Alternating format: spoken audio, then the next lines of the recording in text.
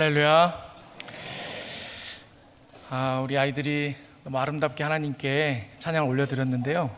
저는 이제 아이들의 모습은 제 뒤쪽에 있으니까 주로 이제 여러분 표정을 봤는데 다들 이렇게 얼굴에 아빠 미소, 엄마 미소로 제가 이 짧은 시간 찬양하는 시간이지만 하나님께서 우리에게 맡기신 이 영락의 자녀들을 우리 천국이라는 찬양을 지금 올려드렸는데 우리 아이들이 천국의 자녀 되기를, 존귀한 하나님의 백성 되기를 우리 온 교회가 한 마음으로, 같은 마음으로 소원하고 있구나, 제가 그것을 느낄 수 있었습니다. 하나님께서 맡기신 우리 자녀들 천국의 자녀 되라고 격려하면서 한 번 더 박수하겠습니다.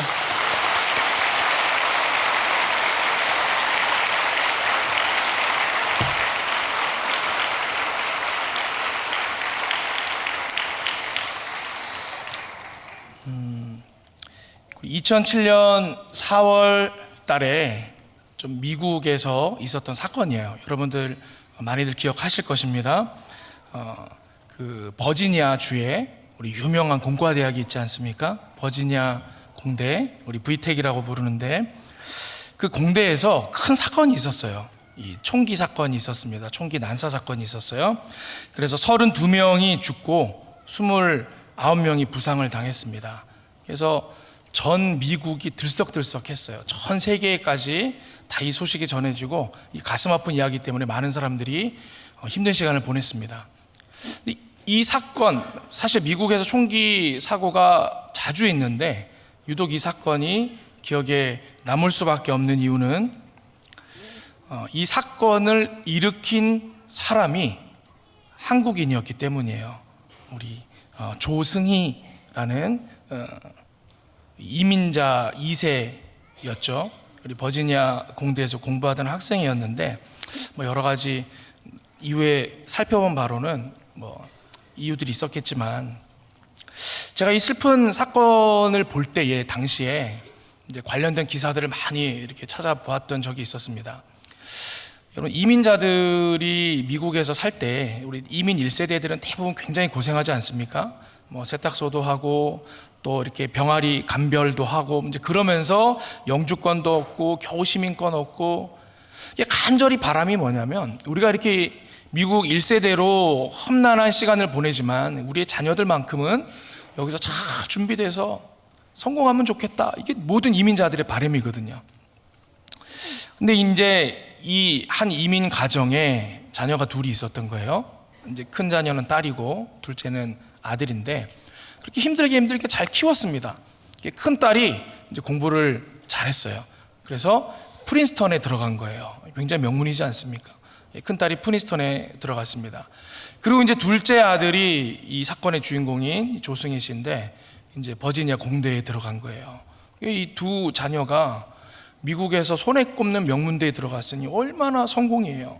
그래서 이민사회에서는 그 이민자들 지역에서 같이 볼 수 있는 그 신문이나 이런 것들이 있지 않습니까? 이제 거기 신문, 이민사회 신문 기자가 가서 이제 인터뷰를 한 내용을 제가 본 적이 있어요. 근데 이제 어머니가 그랬다라는 거예요. 큰 딸이 프린스턴에 입학하고 이제 둘째 아들이 버지니아 공대에 들어가고 나서 이제 성공적으로 자녀를 양육한 집이니까 인터뷰를 했어요. 그랬더니 그 어머니의 내용 중에 이제 그런 내용이 있는 거예요. 제가 두 아이를 다 대학에 보내놓고 났더니 이제 다 됐다, 이런 마음이 들었습니다. 이제 이런 얘기를 기사에 쓴 것을 보았습니다. 근데 그 이후에 일어난 사건들을 아는 우리로서는 이게 너무 가슴 아프지 않습니까? 여러분, 세상의 가치만 쫓으며 살다가는요, 여러분, 큰 낭패를 볼 수 있습니다. 그리스도인이 이 땅을 살아갈 때는요, 여러분, 절대로 다른 가치가 우리 우선순위 1번이 될 수 없습니다. 하나님이 언제나 우리 가치 1번이어야 합니다. 오늘 말씀, 형통한 자녀가 되기를 이라는 제목으로 함께 말씀 나누고 있는데, 여러분, 이 형통하다라는 말의 뜻이 무엇입니까? 우리 세상 사람들은 원하는 대로 잘 되어가는 것, 그것을 형통하다 이렇게 표현한다라는 거예요. 우리가 원하는 학교에 들어가고 원하는 직장에 들어가고, 형통한 인생이구나, 세상은 그렇게 평가한다라는 거죠. 그런데 성경이 말하는 형통은 무엇이냐? 오늘 본문에 요셉은 하나님이 함께 하심으로 형통한 자다라고 기록되어져 있다라는 거예요. 여러분, 다른 조건이 아니고요, 하나님이 함께 하셔야 형통한 인생이다라는 것입니다. 이 믿음이 우리 자녀 양육의 기초가 될 수 있기를 축복합니다. 그리고 오늘 본문을 보니까 이 사람 요셉의 형통함이, 우리 이제 그 다음 절이에요. 그 요셉의 주인이 입에서 고백합니다. 3절에 보니까 이렇게 돼 있어요.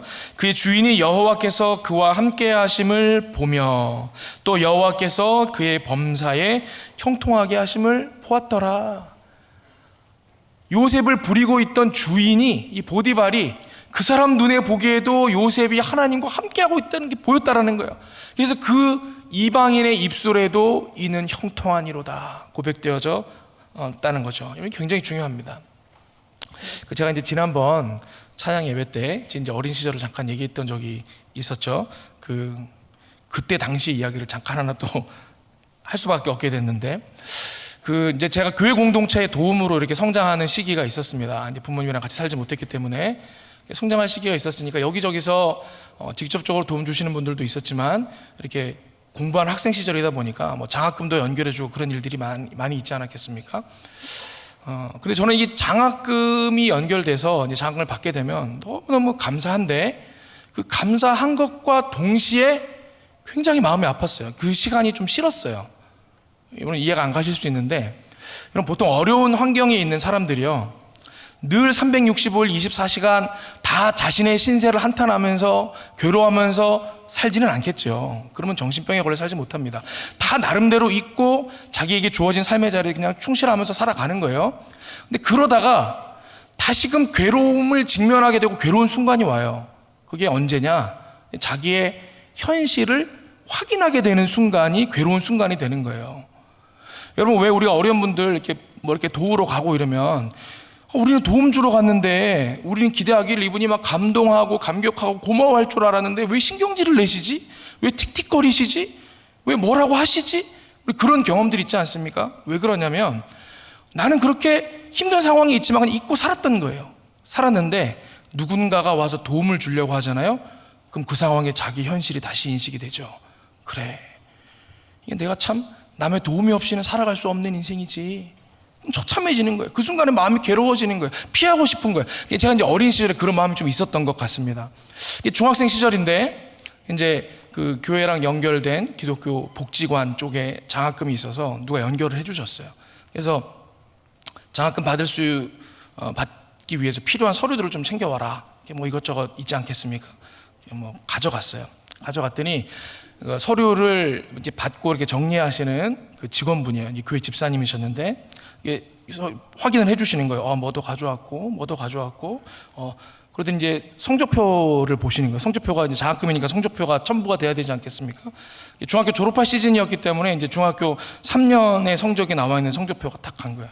근데 그분이 이렇게 성적표를 탁 보시더니, 이야, 너는 어떻게 우가 한 개도 없니? 어떻게 3년 내내 다 수일 수가 있어? 자가 이러시면 안 됩니다. 이러자고 한 게 아니기 때문에. 1학년 때도 평균이 95, 2학년 때도 95, 3학년 때도 95. 야, 너 어떻게 이럴 수가 있니? 뭐 그분이 놀라시는 거예요. 제가 머리가 큰 게 뭐가 좀 공부 잘했을 것 같지 않습니까? 근데 이제 그분이 그 다음 하시는 말씀이, 야, 덕종아, 너는 정말 하나님이 키우시는구나, 그렇게 말씀을 하시는 거예요. 제가 그때 뒤통수를 빡 맞는 것 같았어요. 제가 그 장학금 신청서를 들고 가는 동안에도 막 그 자리를 피하고 싶었거든요. 가면 내가 지금 얼마나 힘든지, 왜 장학금을 받아야 될 수밖에 없는지를 설명을 해야 하는 자리잖아요. 그러고 갔는데 그분이 하시는 말씀이, 아니야, 너의 인생 하나님 손에 붙들린 인생이구나. 지금 이 보디발이 요셉의 인생을 보며 그런 얘기를 했잖아요. 제가 그 순간에 깨달은 거예요. 야, 나는 내가 버려진 인생인 줄 알고, 처참한 인생인 줄 알고, 불쌍한 인생인 줄 알았는데 아니구나. 하나님 손에 붙들린 인생이었구나. 지금 그 성적표를 제가 아직도 갖고 있습니다. 앨범 사이에 이렇게 꼽아놔가지고 저희 아들은 보면서 이건 뭐야, 아들 협박용이야 막 이렇게 생각할지 모르겠지만 요셉도 그랬을 것 같아요.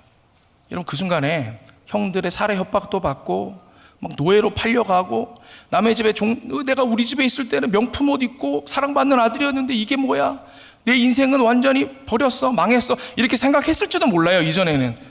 그러나 보디발의 입술에서 고백이 나오는 거예요. 야, 너 내가 보니까 하나님이 함께 하시는 게 눈에 보인다. 형통한 인생이다.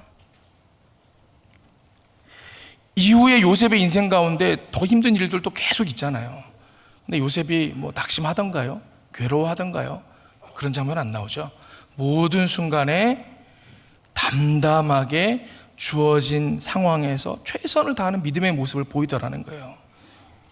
그리고는 그 다른 사람의 입술로 고백되었던 이 형통함이 마지막에 가서는 요셉 자신의 입술에서도 고백되어지죠.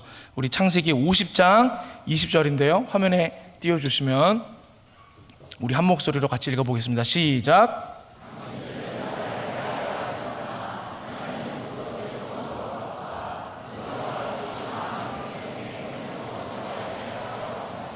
아멘.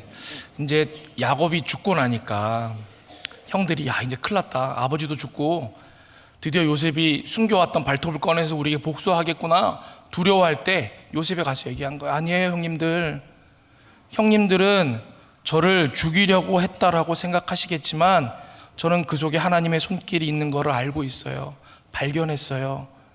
하나님이 저의 인생을 붙드셔서 선한 길로 지금까지 인도해 오셨어요. 그걸 지금 믿음으로 고백하고 있는 것입니다. 이건 맞죠? 하나님이 함께 하시는 인생이, 그 인생이 형통한 인생이니까요. 여러분, 하나님의 손에 붙들린 인생, 하나님이 함께 하시는 인생 되실 수 있기를 축복합니다. 그런데 이제 지나면서 보니까 우리 각각의 신앙인들 한 사람 한 사람이 야, 그치, 하나님께 붙들린 인생이 그게 형통한 거지, 하나님이 최우선이지 라며 인생을 사는 것도 쉽지만은 않아요. 그렇죠? 내 인생 하나 그렇게 사는 것도 쉽지만은 않은데 자녀 양육에 있어서는요 훨씬 더 어렵더라는 거예요. 정말 어려워요. 여러분, 자녀를 하나님 1번의 인생을 살도록 양육하는 거 쉽지 않은 일입니다.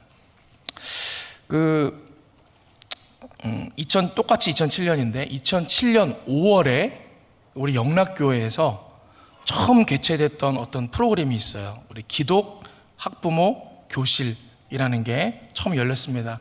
아마 혹시 참여했던 분들이 이 자리에 계실지 모르겠는데, 그때 이제 기독 학부모 운동이라는 것이 만들어졌어요. 우리 장신대 지금 은퇴하신 박상진 교수님이 어떻게 하면 이 한국교회 자녀들이 믿음으로 잘 자라나게 할 수 있을까? 지금 오늘날 신앙 교육을 가로막는 가장 큰 어려움이 뭘까? 장애물이 뭘까? 고민해서 따져봤더니 우리나라 입시 문제인 거예요.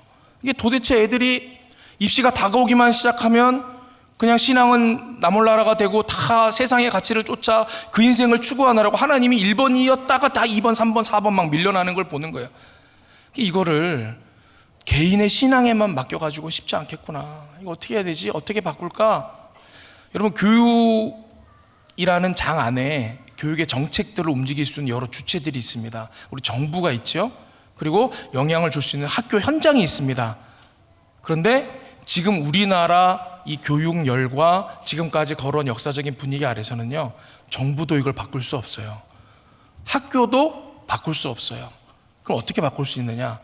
교육 소비자인 학부모의 요구가 바뀌면 가능성이 그래도 있는 거예요. 그렇죠? 이런 모든 시장이 다 그렇잖아요. 소비자의 필요가 바뀌면 바뀔 수 있죠. 이게 이제 그때 당시에 이 박상진 교수님이 그 생각을 하셨던 것 같아요. 이게 학부모가 바뀌어야지만 아이들이 다 이 입시로 내몰리는 이 상황을 바꿀 수 있겠구나. 이걸 누가 할 수 있을까? 믿음 있는 기독 학부모는 할 수 있겠다. 이게 교회 안에서 신앙 있는 학부모들을 중심으로 이 운동을 하면서 교육의 프로그램으로 기독 학부모 교실을 열었던 거예요. 제가 아이를 막 낳을 무렵 제가 섬기던 교회에서 제가 2008년도에 저희 아이를 낳았는데 바로 다음 해죠. 기독 학부모 교실이 시작되고 제가 섬기던 교회에서 기도 학부모 교실을 열었습니다. 많은 이제 학부모 세대되는 분들을 모아서 이걸 운영을 한 거예요.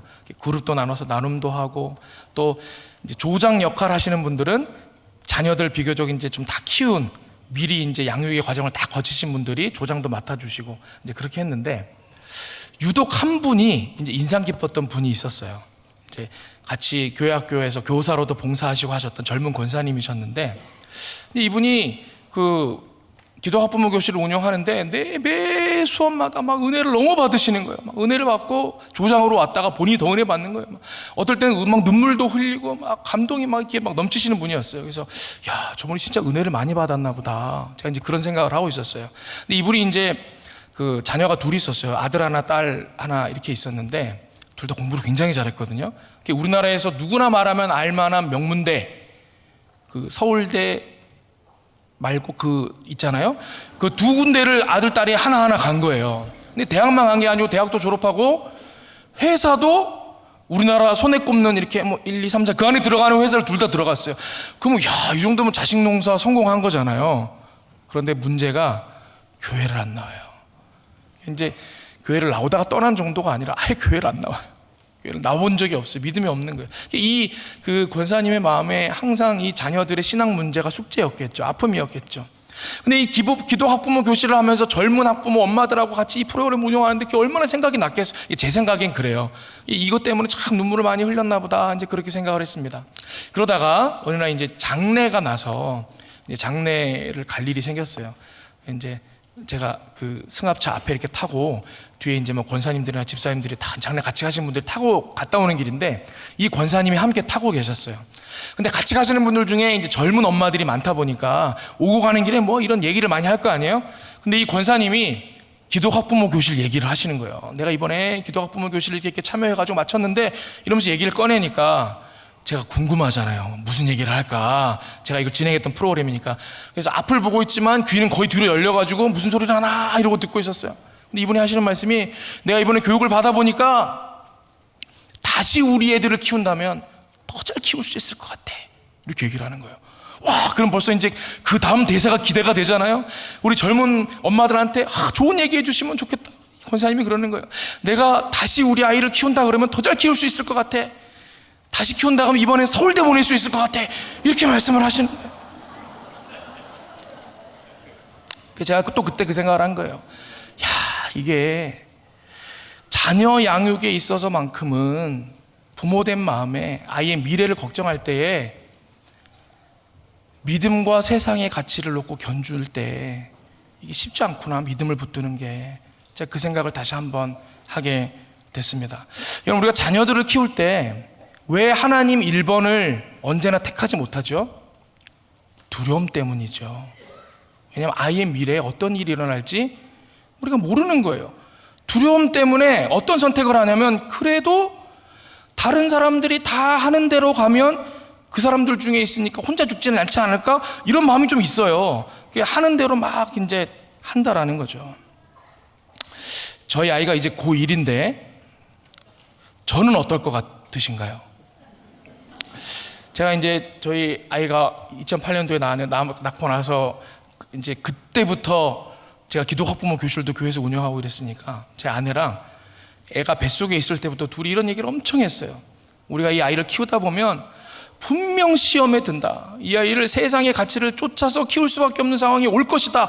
넋 놓고 있으면 우리도 그냥 휩쓸려 갈 거니까 우리 마음 단단히 먹고 키우자. 우리는 무조건 하나님 1번이다. 믿음으로 행복하면 돼. 뭐 공부 못해도 돼. 못한 거 안 해도 돼. 그냥 오직 믿음이야. 이제 둘이서 막 그렇게 결단하면서 이제 막 왔단 말이죠. 근데 이제 아이가 이제 중학교, 고등학교 이제 입시가 가까워오잖아요. 제가 어떻게 반응했을까요? 그래서 저는 하나님이 붙드신 인생을 어릴 때부터 체험한 사람 아닙니까? 그리고 비교적 훈련된 목사잖아요. 그러면 좀 잘해야 되는데, 그러니까 제게도 이 자녀의 미래가 어찌 될지 모른다라는 두려움이 있는 거예요. 있더라는 거예요. 한 번은 아이가 이제 그 음악을 하고 싶어 해요. 저희 아이가 이제 대중음악을 좋아해서 이제 음악적 재능이 좀 있는 것 같아요. 그래서 음악을 하고 싶다 그러고 자기는 고등학교를 예술고등학교로 가고 싶다는 거예요. 그래서 너에게 재능이 있는 것 같으니까 그래 한번 해봐라 라고 말은 했지만 이제 아내랑 제 마음에 고민이 많잖아요.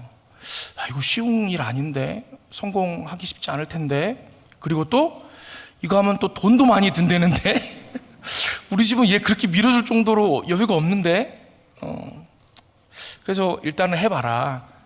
그래서 너가 잘 준비가 돼서 고등학교 입학을 하면 그 길로 계속 가시는 거고, 만에 하나 떨어지게 되면 너 일반고 가야 돼. 우리 집은 다른 방법 없어. 일반고 가야 되고, 일반고 갔는데도 거기서도 너가 계속 음악을 하고 싶다 그러면 일반고 다니면서 그냥 음악을 해라.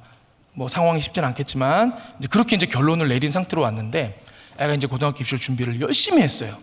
이제 자기 의지가 있으니까 열심히 했겠죠. 붙었을까요? 떨어졌을까요? 네, 의견이 분분하신데 안 됐어요. 학교가 안 된 거예요. 자기가 가고 싶었던 학교가 안 됐어요. 이제 일반고를 가야 되는 상황이잖아요. 근데 속으로는 좀 내심 그런 마음이 있었어요. 이거 차라리 잘 됐다.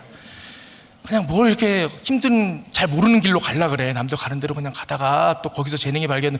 얘가 또 공부도 곧잘 했거든요. 이게 전학 오기 전에 전에 학교에서 전교 회장도 하고 막 그랬어요. 그러니까 그것도 하고 이러면 좀 좋지 않을까 이렇게 생각을 했는데, 나름 잘 됐다 이랬는데, 아이가 어느 날 학교를 갔다 오더니 심각한 얼굴로 엄마 아빠한테 얘기를 하는 거죠. 아빠, 엄마, 저 고등학교를 안 갈래요.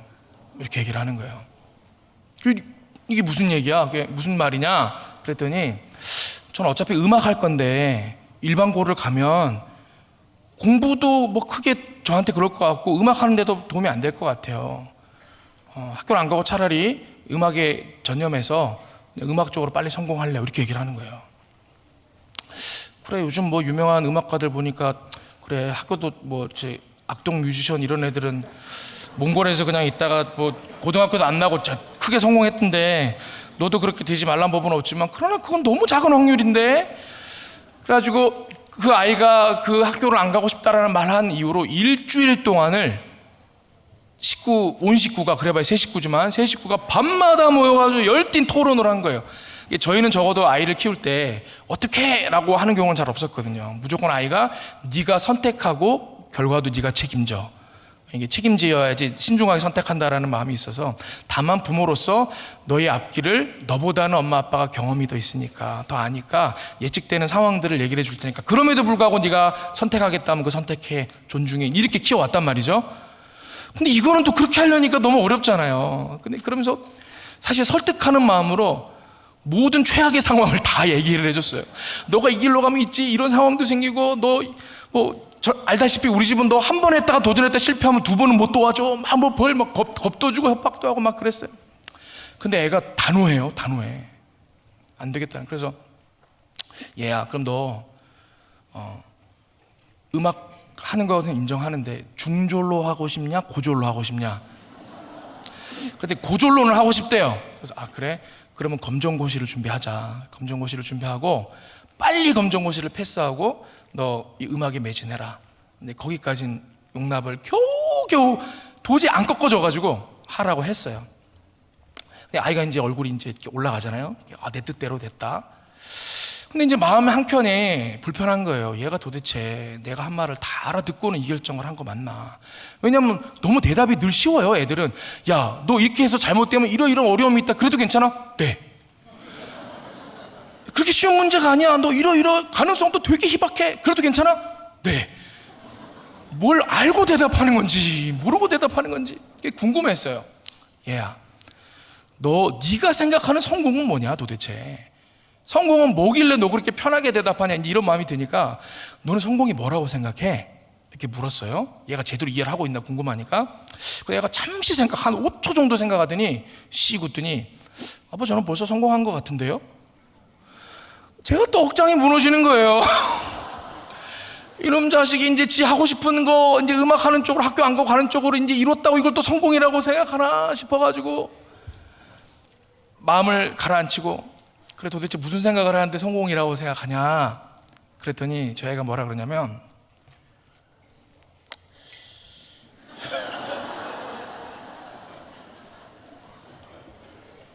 저는 하나님이 함께 하시면 성공한 인생이라고 믿는데 지금 하나님이 함께 하심이 믿어져요. 할 말이 없는 거예요. 야, 이 녀석이 아빠가 목사인데 입이 쏙 들어가게 만드는구나. 가만히 생각해 보니까 이 아이를 낳고 뱃속에 있을 때부터 저희 부부가 기도하고 결단하고 그렇게 키워온 대로 하나님이 인도하셨던 거죠. 근데 그걸 못 본 거예요. 못 보고는 부모가 믿음이 없어가지고 여전히 두려워하고 있었더라라는 거죠. 여러분, 신앙인의 형통이 무엇입니까? 아이가 어떤 모습에 다다랐을 때 아유, 이제는 됐다, 여러분, 이렇게 말하실 수 있겠습니까? 창세기는 요셉의 형통에 대해 서술할 때 여호와께서 함께 하심이다 라고 표현을 했어요. 여러분, 그때도요, 요셉은 어떤 상태였어요? 노예였어요. 노예. 근데 노예가 형통한 노예가 어디 있어요? 근데 성경은 그를 형통한 자라고 기록하고 있는 거예요. 저희 아내랑 둘이 그렇게 얘기를 하는 거예요. 우리가 이 아이를 믿음으로 계속 키우려면 좀 극단적으로 결단할 필요가 있겠다. 세상 사람들이 말하는 성공을 못 이뤄요. 소위 말해서 실패를 한다 할지라도 그럼에도 불구하고 믿음이 1번이야, 너 하나님 은혜 가운데 살면서 행복하게만 하면 엄마 아빠는 그걸로 돼 라고 할 수 있을까? 둘이서 그러자고 결단을 한 거예요. 아내가 습관적으로 저희 아이한테 얘기를 해요. 얘야, 너 하다가 네 뜻대로 안 돼도 엄마가 밥은 먹여줄게. 늘 이제 이렇게 습관적으로 얘기를 하거든요. 저희는 이제 그 정도 각오가 돼 있는 거예요. 여러분, 하나님이 함께 하시는 참 형통을 구하면요, 결국은 우리 자녀의 인생을 주관하시는 하나님께서 승리하실 줄 믿습니다.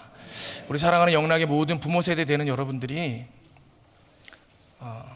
지금 두려워하고 계신 분들도 계실 것이고 두려운 순간을 만나게 되시는 분도 계시리라고 믿습니다.